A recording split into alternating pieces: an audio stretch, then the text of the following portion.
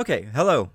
For those who don't know, recently MrBeast has not only hired a PR firm slash team company thing to be able to help rebuild his public image, but has then also hired a celebrity lawyer. Let's talk about this. Now, before we get into this, I just want to mention that I know I've made a few videos on MrBeast in the past, and of course, why wouldn't I? I think it's very interesting to pay attention to and to watch, especially with the prospect of, and in my own opinion, as this entire video is, I am not a news source in any way, shape, or form, potentially seeing, like, the downfall of the world's largest YouTuber and or seeing secrets exposed that have been in our face this entire time, because I gotta say this right out the gate. I've never really trusted MrBeast. His whole philanthropic thing has always seemed a little too squeaky clean to me. Like, just everything about it seems way too rehearsed and way too, like, performative, right? And, like, I can clearly tell that he at least believes in what he is doing, but then his main goal is just to make more money. You know, he donates to charities, okay, he gets tax write-offs, and then guess what? He makes more money. You know, he makes videos of helping people, he helps people, but then he also makes more money. Sure, he says that, oh, that will just go back to making more money, but then there's also the fact that he lives in a mansion, has hired maids, personal chefs, and drives the newest Teslas, and then can also afford all this other stuff that is outside of making videos and then going directly back into MrBeast and so on and so forth. So the person in question is a man known as Matthew Hiltzik, and he runs Matthew Hiltzik's crisis management company. And from what I've been able to see, that he has connections to people like Harvey Weinstein because he started his career there, and now he runs his own thing from what the looks of it is. And as well, he is a lawyer and a publicist who represents politicians and Hollywood figures. The whole point of his company is kind of like PR management and repair, and, like, as the title and the name of his company says, it's crisis management, which, let's just get right out of the way, seems very calculated on MrBeast's part, which obviously is a smart move, but it also seems like a desperate move.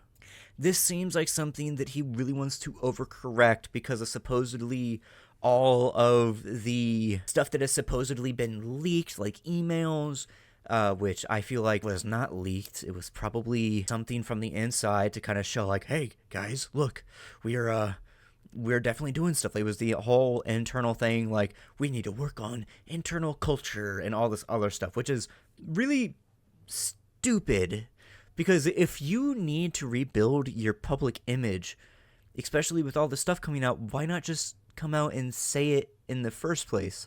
Why wait so many weeks after the Ava Tysa situation, not even situation, crimes that was committed by her, as well as then behind the scenes hire a PR firm, and then as of yesterday, or 3 days ago as of recording this video, hire a lawyer that is a celebrity lawyer. This just kind of screams, to me at least, that he is really trying his hardest to prevent more stuff from coming out, despite the fact that he has constantly said that everything that's coming out is fake and false. But here we are with leaks of emails saying, oh, we need to work on this stuff and prevent it in the future and all this other stuff. And then there's obviously recently the lawyer that he's hired called Alex Spiro, who has, let's get a list really quick. He has represented Elon Musk in a fraud trial, which led to Musk being found not liable. He also led Twitter's legal team as accused of Microsoft misusing Twitter's data. Represented Elon Musk again in a defamation lawsuit. He was also involved with Alec Baldwin and Robert Durst and a few other people. He also represented Jay-Z and Elon Musk on many different occasions. And finally, in August 2024, Spiro was hired, as from the Wikipedia page, was hired by YouTuber MrBeast in the midst of multiple controversies surrounding him. And then there's obviously all this stuff that PR experts and other lawyers have come out and said, like, this is kind of the worst mistake you could have possibly ever made, because of the fact that this guy clearly represents people whenever something is wrong.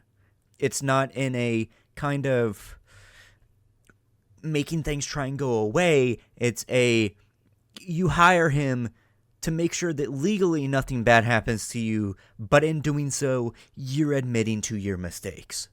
This is basically the equivalent of hiring Saul Goodman after a murder trial, because you know that you will win, but it's also blatantly admitting that you've done something wrong, but will face no legal action. And that's also what my opinion is regarding everything here. Because genuinely, all of the stuff coming out, and then the fact that he has been taking down videos of him faking stuff, and like, fine, whatever. If you fake stuff, admit it.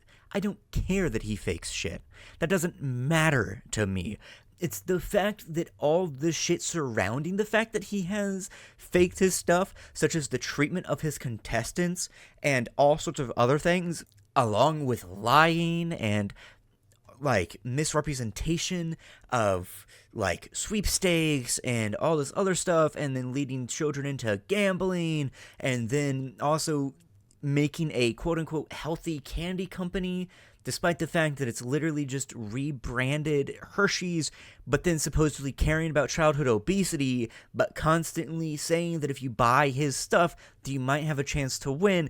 Very manipulative overall. It is extremely scummy, and it honestly is just, in my eyes, a good thing for him to kind of be exposed for all of this stuff. Whether or not it is true in all the stuff that has been said, some of it is. And some of it that is makes it bad. Because throughout this entire situation, and regarding the crimes of Ava Tyson, and obviously the supposed criminal activity that he has been a part of, such as mistreatment of people and abuse, he could have just come out and said something. Or maybe even quietly behind the scenes, like repaid people, or properly given just desserts, or so on and so forth. You know, obviously behind the scenes is a scummy move, but through this way, he is exposing himself. And personally, I'm glad for it, right? He should not be allowed to just continue with the bad shit that he has done, and the people that he has been associated with. Because let's not forget, people that he has been connected to who have left have either become grifters or have become kind of the worst people, right? And that kind of has to tell you who Mr. Beast himself is, because he surrounded himself with these people in the first place. Like, once or twice, whoopsie, I didn't know, but then time after time after time after time, suddenly all of these people that you were acquaintances with, employees and peers with, and so on and so forth, are suddenly coming out and being horrible people or trying to riff off of your success. That kind of has to say something about the people that you surround yourself with and who you as a person are. But anyway, this is a short video. Let me know what you think down in the comments down below. I know some people will be like, oh, you just hate Mr. Beast because he's successful. No, I don't like Mr. Beast because he seems like a scumbag, and I say it how it is. Like, this could be literally anybody else, whether he does charity or not, and I would still be making videos about this because of how insanely popular he is, and how he kind of represents a platform like YouTube, and kind of all these stuff surrounding that.